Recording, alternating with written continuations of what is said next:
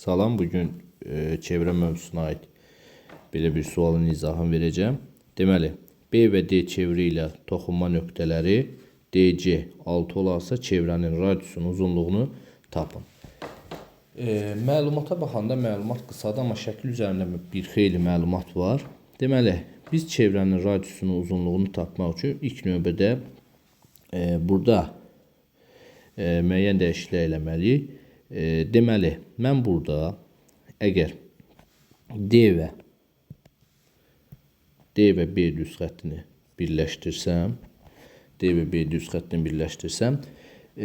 D nöqtəsindən AB oturacağına çəkilmiş hündürlük həm də median olduğunu bir şəkildən görürük. Deməli, biz buradan alırıq ki, AD bərabərdir DB-yə. Bərabəryanlı üçbucağın xassəsinə əsasən bərabəryanlı üçbucağın təpə nöqtəsindən oturacağa çəkilmiş hündürlük həm mediandır, həm də tənbülən. Həm də burada tənbülən var. Deməli, indi bu xassədən istifadə edəndə biz burada başqa nə görürük və əlavə olaraq çevrənin xassəsinə əsasən bilirik ki, toxunanlar biri-birinə bərabər olur. Yəni, AD bərabər olur AB-yə.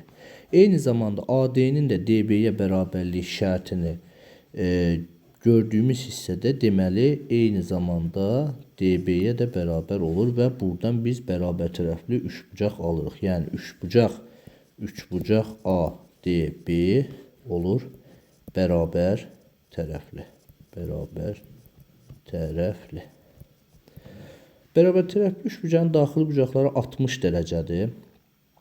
Deməli, 60 dərəcə və DC-nin 6 sm olduğunu görürük. DC-yə mən 6 sm qoysam, biz burada alınan üçbucaq ADC-nin düzbucaqlı üçbucaq olduğunu görürük və ADC bucağı 30 dərəcədir. ADC bucağı 30 dərəcə. Belə bir rəngdən yazın, bunu daha seçici şəkildə görə bilək. 30 dərəcə və əlavə olaraq biz buradan 60 dərəcə bucaq qarşısındakı katet 6-dırsa, 30 dərəcə bucaq qarşısındakı katet olar 6 bölünsün kökdə 3. Və hipotenuz 30 dərəcə bucaq qarşısındakı katetin 2 mislinə bərabər olur. Yəni, AD olur 12 böl kökdə 3. 12 böl kökdə 3-ü biz AD-nin 12 böl kökdə 3-ə bərabər olduğunu alırıq və 12 böl kökdə 3-ü də irrasionaldan qoşmasını azad eləsək, kökdə 3-ə vursaq, eləyər 4 kökdə 3. Və buradan biz AD-nin AB-yə və onun da DB-yə bərabər olduğunu gördüyümüz üçün mən artıq çevrənin radiusuna gələ bilərəm. Bir mərkəzi nöqtə qoyuram. Buradan D və B nöqtələrini birləşdirsəm və buradan əlavə olaraq radius toxunana perpendikulyardır.